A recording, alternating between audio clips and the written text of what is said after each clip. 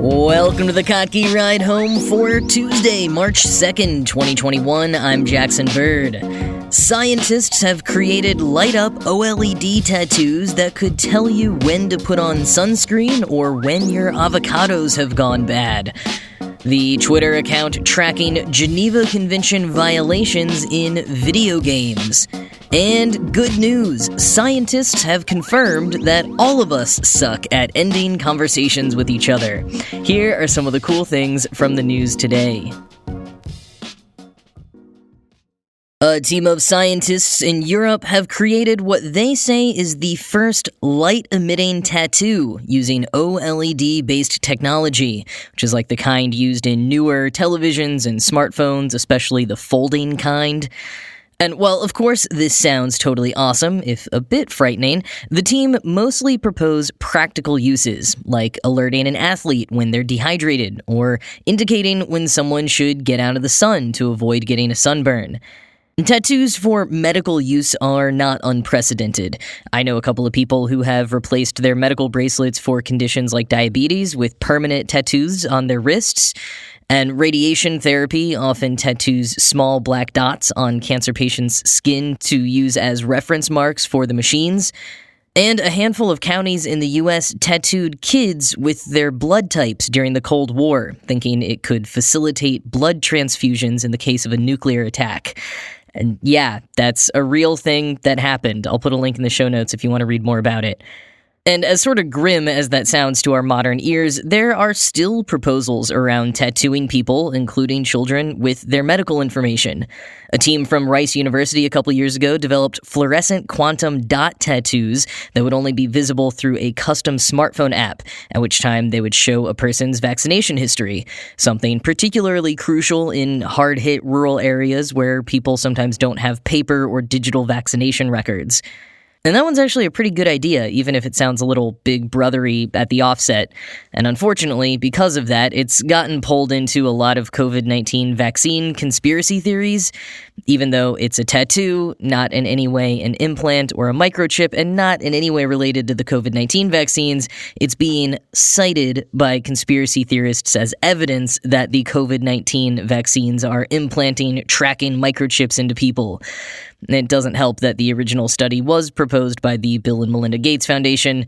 A lot of conspiracy theorists love to say that Bill Gates engineered the coronavirus or something. I only bring all of that up in case you hear about it in relation to this vaccine history quantum dot tattoo study, so now you can debunk anyone spouting that false claim. But anyways, back to the light-up OLED tattoos. In addition to some practical wellness-related uses, the team also expects that they could be used for fashion purposes, like having a light-up tattoo or even fingernails, and they could even go beyond humans to be used on produce. The tattoos could go on packaging or on the fruit or vegetable itself to identify when it's gone bad. Now, if you're imagining how impractical it would be to take a tattoo gun to a tomato, I should clarify that these tattoos are applied more like a temporary tattoo is. Quoting University College London, "The OLEDs are fabricated onto temporary tattoo paper and transferred to a new surface by being pressed onto it and dabbed with water." End quote. Now, as Gizmodo notes, quote, "The idea of personally augmenting one's skin with glowing art isn't new either, but previously this has involved biohackers implanting technologies like LEDs beneath the skin, and the results don't have much practical use besides attention-grabbing or inviting questions about why someone would do that to themselves. This new approach to light-emitting tattoos is easier to apply, more practical, and temporary, without requiring surgery to have it removed." End quote. So how does this one work? Well, the flexibility of the OLED display is key, so that it can move and bend along with the human or fruit skin. Beyond that, quoting again from Gizmodo, "The actual electronics of the light-emitting tattoos, made from an extremely thin layer of electroluminescent polymer that glows when a charge is applied, measure in at just 2.3 micrometers thick, which according to the researchers is about 1/3 the diameter of a red blood cell. The polymer layer is then sandwiched between a pair of electrodes and sits atop an insulating layer, which is bonded to temporary tattoo paper through a printing process that isn't prohibitively expensive. The tattoos can be easily washed off when no longer needed or wanted using soap and water. With the current applied, the OLED tattoos in their current form simply glow green, but eventually could produce any color using the same RGB approach that OLED screens use.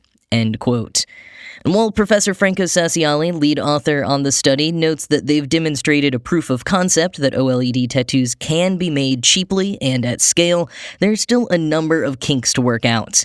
Like normal temporary tattoos, these ones degrade pretty quickly, especially when worn on a moving human, and they still need to figure out how to integrate them with a battery or supercapacitor. In the lab, they're currently hooked up to an external power source.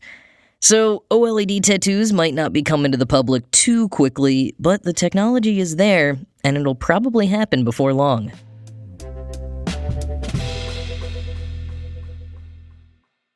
If you're looking for a new Twitter account to follow that's lighthearted until you think too much about it, which might just be the best summary of all of Twitter, actually, you may want to check out @ViolateGeneva. Or, can you violate the Geneva Conventions?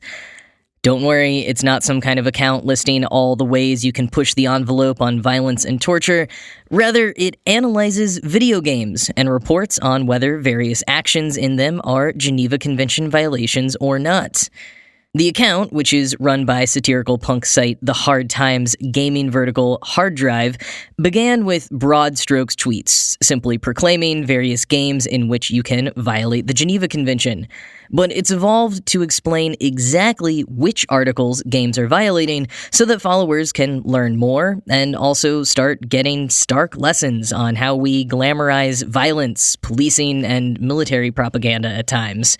Quoting Vice, creator Giovanni Colantonio would pick a game out of the blue, often one without much violence, and work backwards to figure out how the game managed to violate the Geneva Conventions. The result was Colantonio spending half a day trying to figure out Pac-Man's war crimes. And it also opened the door to the account thinking more critically about gaming's complicity with glamorizing the fancy theatrics of war and laundering American military propaganda. Once we were actually looking at the specific articles, says Colantonio, that's when we'd say, wait a minute, white phosphorus is definitely a crime, and use Call of Duty to make a bigger satire about the real world. Video games are many things, but disproportionately, the medium prioritizes the player's active participation in mass violence, often wielding guns. Part of what Can You Violate the Geneva Conventions successfully pokes at is how player agency allows for seemingly atrocious acts to be demonstrated in games with peaceful aims.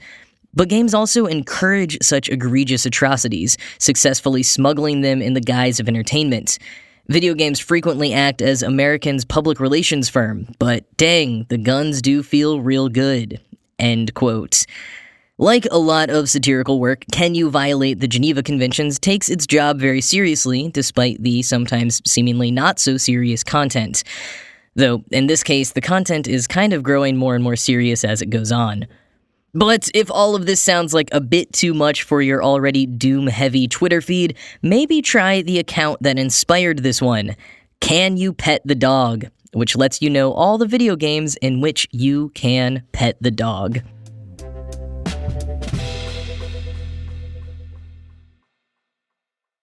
If you've ever felt like you talked someone's ear off or been overly concerned about doing so, don't worry. Scientists have confirmed you're not alone. It turns out we're all awkward and really bad at figuring out when to shut up or when to keep talking. A study published today in the journal Proceedings of the National Academy of Sciences, USA, found that conversations rarely end when both parties want them to, whether because they go on too long or sometimes because they end too soon. Conversation is a little studied activity from a psychological standpoint. Much has been studied by linguists and sociologists, but not so much when it comes to when people choose to say something or not. Quoting Scientific American, the research team quizzed 806 online participants about the duration of their most recent conversation. Most of them had taken place with a significant other, family member, or friend. The individuals involved detailed whether there was a point in the conversation at which they wanted it to end and estimated when that was in relation to when the conversation actually ended. In the second experiment, held in the lab, the researchers split 252 participants into pairs of strangers and instructed them to talk about whatever they liked for anywhere from 1 to 45 minutes. Afterward, the team asked the subjects when they would have liked the conversation to have ended and to guess about their partner's answer to the same question. End quote. The researchers found that only 2% of conversations actually ended when both parties wanted them to, and less than a third ended when one party wanted it to. About half the time, both parties wanted to talk less than they did, roughly half the actual length of time. But the point at which they wanted to stop talking, their cutoff point, was typically different. But they also found that in 10% of conversations, both parties actually wished the conversation had kept going. And, less surprising to me at least, in roughly a third of cases, at least one person wanted it to keep going when it had ended. As you can probably tell from those numbers, the majority of participants failed at intuiting what the other person in the conversation wanted. When asked to guess when the other person in the conversation wanted to stop talking, participants were usually off by about 64% of the total conversation length. Talia Wheatley, a social psychologist at Dartmouth College who was not involved in the research, brought up a great point. The fact that we fail so hard at knowing how to end something that is otherwise such an, as she says, elegant expression of mutual coordination is probably why so many of us try to tie conversations to getting coffee or grabbing a drink, something that has a firm endpoint built in. And, in my opinion, this could be one of the many reasons why virtual conversations feel so stilted. Either you make it very businesslike by having a calendar event and an agreed-upon time, communicating your hard stop to each other, or you try to keep it fun and casual, but inevitably one person will want to end the call before the other one. But thinking of conversations overall, Nicholas Epley, a behavioral scientist at the University of Chicago, who was also not involved in the research, wonders if people who manage to end conversations right when they want to have a better conversational experience. Or do those that end too quickly miss out on some larger insights or more meaningful conversations?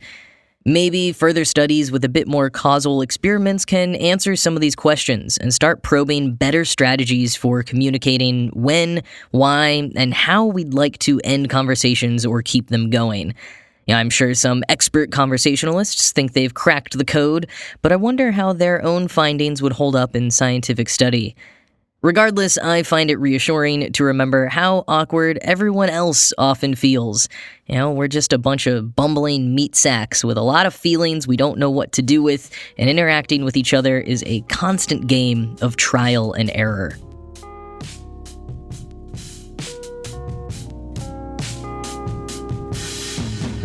Dr. Seuss Enterprises has announced today that they will no longer be publishing half a dozen Dr. Seuss titles due to their harmful and racist depictions of people of color. The included books are If I Ran the Zoo, McGilligan's Pool, On Beyond Zebra, Scrambled Eggs Super, The Cat's Quizzer, and To Think I Saw It on Mulberry Street. Today is actually Dr. Seuss, or Theodore Geisel's, birthday, traditionally, but no longer officially, celebrated as Read Across America Day in schools around the country, so it's a pretty big move for the company to announce this on what is usually a kind of holiday for them. Though I will note that while these are some of his most overtly racist books, there are also some of the lesser-known ones. The Cat in the Hat, for example, has been criticized for its portrayal of the cat as allegedly inspired by minstrel performers in blackface and by Annie Williams, a black woman who worked in Dr. Seuss's publisher's building. But pulling perhaps their biggest title from publication seems to be further than the company is willing to go just yet. And either as a fun fact or to preempt any corrections I get about this, yes, the proper pronunciation of his pen name is apparently Seuss, Dr. Seuss, but seeing as most people in the US at least say Seuss, much like we say Van Gogh, despite that being a completely incorrect pronunciation, I thought I'd just stick with that for clarity's sake. Anyways, if you want to learn more about Dr. Seuss's complicated history and racist works, which go far beyond his children's books, the guys over at Stuff You Should Know did a great deep dive on the author a couple of years ago. And if you want a more in-universe style report on this story, Vulture wrote the entire article in Seussian verse. Links to both of those in the show notes. But that is it for today. As always, this show was produced by Ride Home Media and Kottke.org. I am Jackson Bird, and I will talk to you again tomorrow.